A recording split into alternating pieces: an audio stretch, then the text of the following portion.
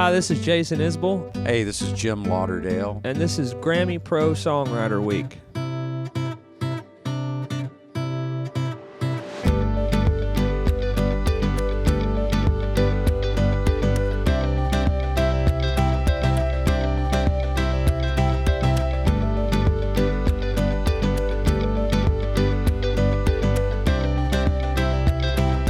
I'm so glad to be here with you today. Thank you, Jim. I'm glad that you're here with me, too. I'm a big fan, of course, and just have so much respect for you. And as a writer, do you get ideas just often and at odd times, or are you more of a sit down at a certain time writer, or both? Well, thank you, first of all, Jim. I'm a big fan of you and your work as well. A deadline is probably my biggest motivator. That gives me the most inspiration of anything. But I give those to myself nowadays. You know, I don't have labels breathing down my neck because the last couple of records I've done that myself.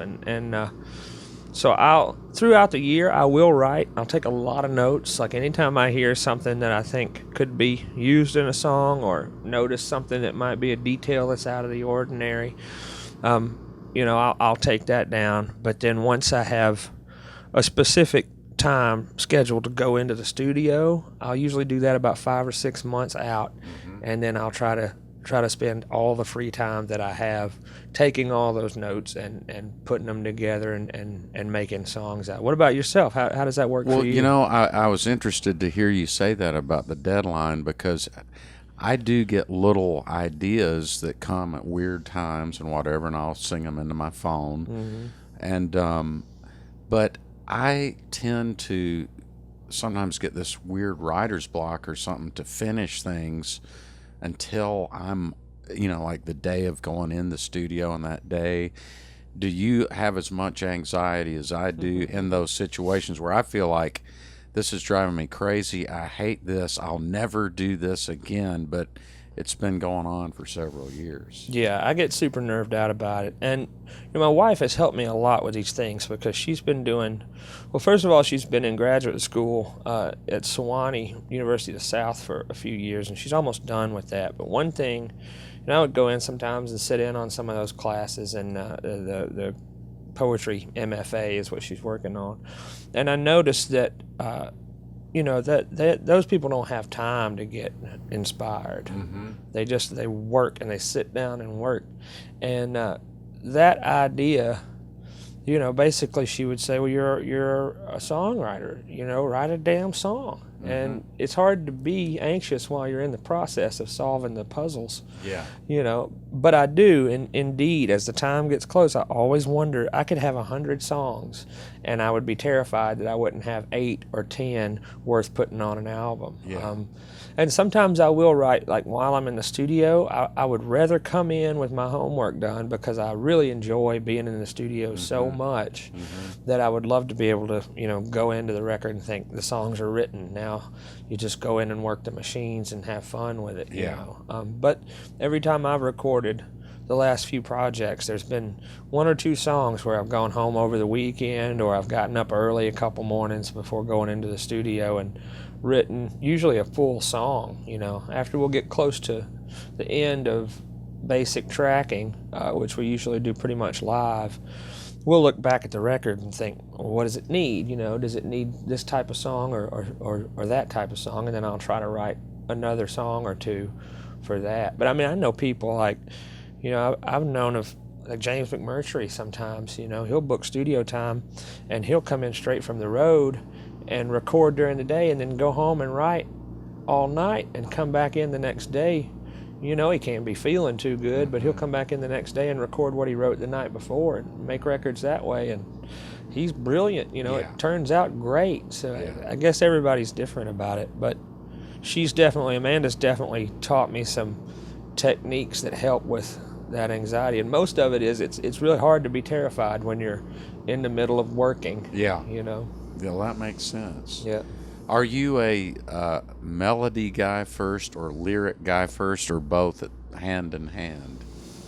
Usually, and I'd be interested to hear your take on this too. Usually for me, I'll get a phrase that seems to sort of come prepackaged with a melody stuck in my head, and if it sticks in there, long enough, I think, well, that's worth noting, that's worth taking down, and some songs, like the song on Southeastern called Traveling Alone, that sometimes it's very literal. I have this thing where, like, whatever situation I'm in, it will remind me of a song, whether it's one that I've not written or one that somebody else wrote, and it'll be stuck in my head all day. And I'll wake up in the morning, and it's always very literal. Like this morning, I had to call a friend and ask a favor of him, and that Elton John, what was the song? Was it Kiki D or Dionne Warwick and Elton John? That's what friends are for. Oh yeah.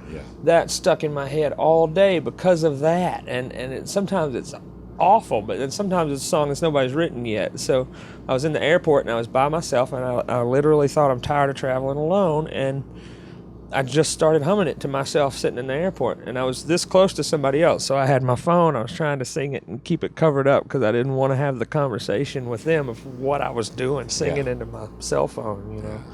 How about for you? That happens to me sometimes, like on a plane especially, and I'll get that phone up real close and sing, and and it always picks it up even though you're singing kind of soft. And I find it interesting that sometimes that when I'm just about to fall asleep, a melody will come to me. Does that happen? Yeah, sometimes, or when I'm half awake in the morning, I'll get them too.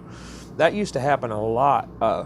For some reason, when I was drinking, I guess because I wouldn't sleep too full, like I would wake up a lot in the middle of the night, as you do when you go to sleep drunk, and I would wake up with an idea, and those nights I would get no sleep, because luckily I figured out that if you don't get up and write it down, you're screwed. If you go to sleep and try to remember it the next day, more often than not it wouldn't be there the next day, and then I'd walk around all day going, what was that melody, So I just had to get up and finish it, whatever time of day it was. Well, you were mentioning the drinking, and you're such an inspiration for folks that, your best work has come out now since you haven't been drinking. You're always great, but you know what I mean? It's Thank you, but boom. It's like, wow. So, I think writers, and I've been guilty of this in the past too, that you feel like and maybe it's nerves, I don't know, or whatever psychological thing, but you feel like, I can't write this without something.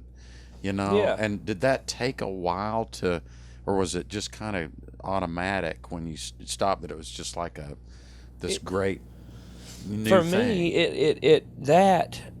it was kind of like one of those things where you see behind the curtain for that particular question, because I thought, like, getting sober at first, I thought, okay, am I still going to be funny? Am I going to be charming? Am I going to be creative? Am I going to be able to work? Because I had these kind of romanticized idea of, Hemingway with a guitar, and that didn't end well, but, I ignored that part. And afterward, it really became clear to me that was not the question at all. Like, that was not a fear that I really had. What I really was afraid of was not drinking anymore. And, the part of me that wanted to keep drinking was telling the rest of me, you won't be the same person if you do this, which is, that's a lie. I started writing songs long before I started drinking too much, and listening to music with intent, that's happened since we were kids. Right. In a lot of ways, I went back to the age that I was when I quit drinking, which was great creatively for me because I had a lot of time on my hands, and I wound up being able to focus. But there were a lot of things I had to relearn. Like getting on stage was different.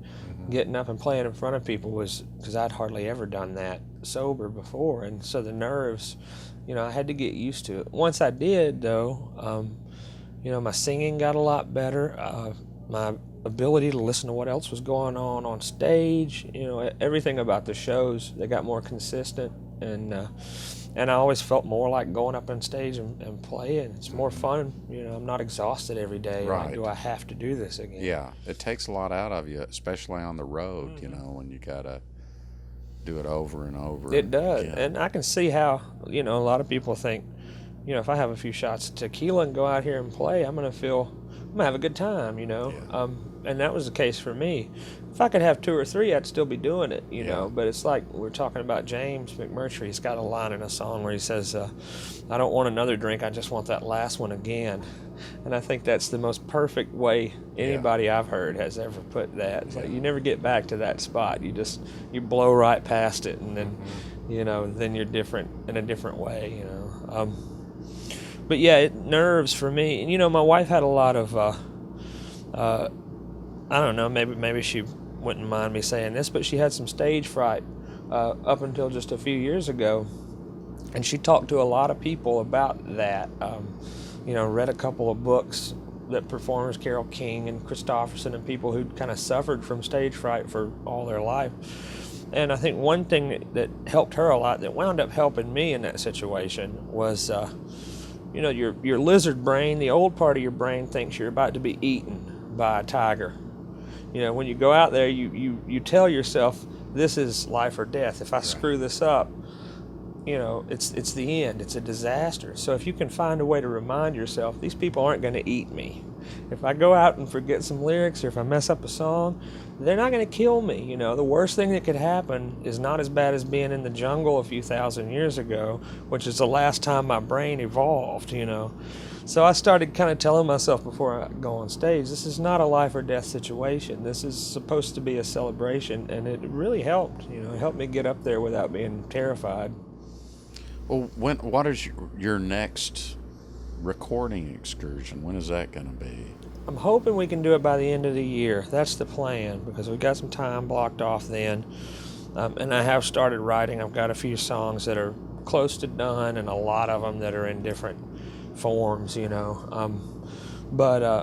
Yeah, close to the end of the year, we'll get in and take a couple weeks, you know, maybe up to a month, but I never like to be in there longer than a month. That's just, if you can't figure it out in a month, it gets on my nerves too bad. I don't want to hear those songs anymore for a while.